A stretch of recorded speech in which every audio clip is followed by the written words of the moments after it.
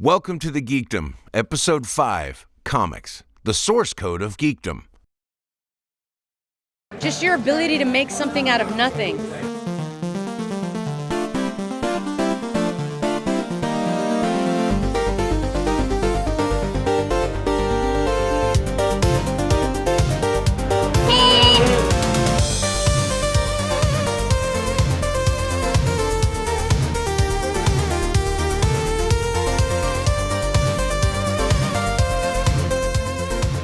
Welcome to the Geekdom is awesome! Most everybody has some form of fandom in their life now. Comic book culture has come to dominate global culture. Yeah, it's a whole new world. It's completely different. Comic books are more than stories on a page. In many ways, they are the source code of geekdom. The characters, worlds, symbols, and outsider myths that help build the culture we know today. Once dismissed as childish, disposable, or nerdy, comics became something far bigger. A doorway into imagination, identity, community, and legacy. In their pages, fans found heroes, secret worlds, and sometimes, for the first time, proof that being different could be a kind of power. One of my first memories is my mother reading me comics through the crib bars. When I was a kid, my mom would sit me in front of the magazine rack at Safeway while she shopped, and I would read the comics. My mom taught herself English by reading comic books and watching Speed Racer. So I always had that in my life. My mom came home one day and goes, "Hey, did you know there was a comic shop on the way from school?" And I was like, "What?" And it opened a whole new world. It was not just a place to go to get my comic books, but it was a place for geeks who could go there and talk to people. They could really get into things that they wouldn't have seen anywhere else. You know, traditionally it was a negative statement, and I think that's how a lot of people were taking it, and it was something you don't want to be. And a lot of them are nerds in their heart, and they were afraid to express it. It brought us all together because a lot of these things, especially back when I was a kid, they were frowned upon. Long before comics dominated screens and conventions, they were personal. Tucked into grocery store racks, shared by parents, discovered after school, and carried like little portals into another life. And as those young fans grew up, they didn't leave those worlds behind. They brought them with them. It has changed a lot since I opened. When I first opened, it really was just for comic people. You know, a lot of other people hadn't gotten into it yet. The kind of a tipping point was in the last 23 years of my owning the store was the Marvel movies. All of a sudden, Iron Man, it wasn't like the previous movies. Iron Man then connected to Thor, connected to the Avengers. People were fascinated. They didn't realize it wasn't just a quick read and then you're done. It's an entire history of this kind of stuff. As comics moved further into the mainstream, the audience became harder to stereotype. Women and girls had always been part of the fandom, but now the culture and the industry was beginning to recognize them not only as readers, but as creators, tastemakers, and the future of the market. So when I first started working in comics, I was often the only person I ever saw in the women's restroom. That is not the case today. So it was interesting because it kind of all changed here around Lord of the Rings. All of a sudden women started showing up. The comic readers grew from my generation. The comics themselves grew with them to accommodate them. But they finally figured it out, changed it, and now there's a huge children's section back there, and we have got a ton of kids who are requesting their parents to bring them here to get their books and to search and to do stuff. And the really interesting part about that is it's completely flipped from what it used to be, because I would say at least 75% of the ones that are coming in for books that are kids are all girls. When I broke in, there was maybe 4 women drawing comics and maybe 1 to 2 female employees in each company, like an editorial. So there were more female colorists and some letterers, but very, very few. It was probably, I would say 97% male. If you go take a peek at the kids section over there, the biggest sellers are all female characters. Everything from Babysitters Club to Lumberjanes. They really targeted that audience. And the great thing about it too is it's not just a bunch of guys writing these books. The majority of them are actually female creators. It's still not amazing, but it's, I would say, as much as 14% female in the workforce. And if you look at things like webtoons and webcomics and anime, that's really majority female. The same medium once dismissed as disposable was now being studied, taught, and used to reach new generations. Comics had not only entered pop culture, they had entered classrooms, literature courses, and conversations about identity, history, and power. And it's changed so much that, because we have a lot of Sac State students, because they're right around the corner, there are classes in Sac State now about comic literature, about comic creation, about the things that they never would have done before. In fact, some books like Watchmen or V for Vendetta, they're not just teaching those in the comic history courses, they're using those in the actual literature courses. So the world has opened up, the acceptance is much bigger than it has ever been, and it's just been great for the comics. The first time I had a student come in and tell me their teacher was requiring them to read Watchmen, it just blew my mind. And it's introducing that particular establishment, doing it is introducing it to an entirely new group of people who might never have read it, and then they might want to keep going from there.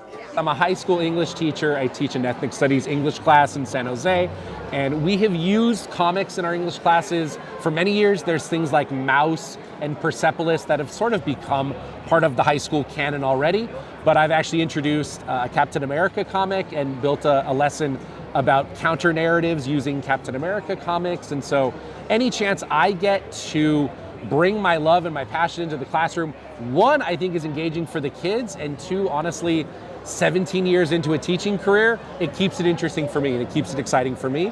And it allows me to share, again, that geekiness with another generation. And as comics expanded, so did the ways people made them. Some creators arrived through film, some through animation, some through family history, digital tools, or the simple need to put a story into the world.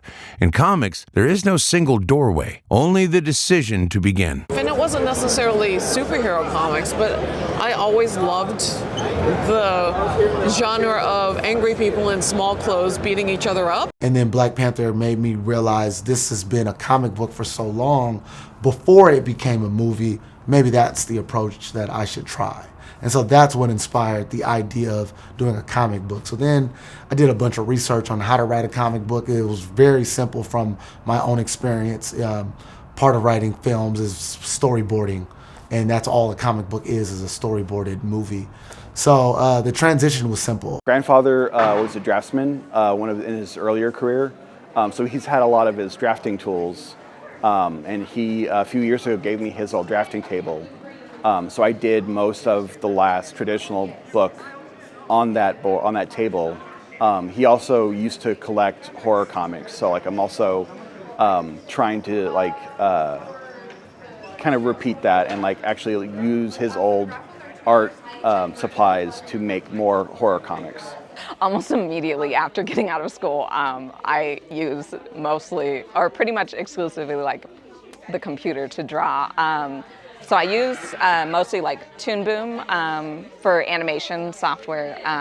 Toon Boom, sometimes TV Paint was one we learned. I think it's mostly used in European productions though. I'm the only storyteller. I don't illustrate though, so we have other illustrators. There's probably a range from 8 to 14 people that are working with Impound Comics, even if it's only in sporadic moments. 5 illustrators though. I do my main sci-fi series fully digitally with Clip Studio Paint. That one I write, I draw, I ink and letter and do some colors on it fully myself. And then there's one book a year. I'll get the 11 by 17 art boards, and that one is done fully by hand. I do the pencils or the inks, then scan it to do colors and lettering later. Released it not knowing how people were going to respond to it. I hadn't put myself out there as a as even a writer. You know, if you didn't personally know me, you didn't know because I hadn't published anything. The 2D animation, you really get to get into like the character's head and the acting, and there's also something about like the craft of drawing it, but like I think just like the process of that is just so challenging that like it's almost like it's so rewarding to get the end result of your character feels like a real person at the end. I don't write traditionally in a script form anymore. I don't know if that's, I keep a lot of it in my brain. I already know what's gonna happen. So I'll usually send it to an illustrator in pages of like 3 or 4. They'll do sketching of all of that. I'll look it over, say, change this, I don't really like that. I pictured this panel different. They revise it into what would be considered line art, which is different than sketching. That's more detailed, it's not like messy looking. And then that's where I can see better and be like, okay, this is what I want. This is what I actually want. And then the final's the color. And once that's done, then you add the words, what they're saying, things like that. But yeah, it's a 4-step process every page. And then once it's literally 1 page at a time until the entire book is done. Loving comics is one thing. Making them and getting anyone to notice is another. For many creators, the question becomes painfully simple.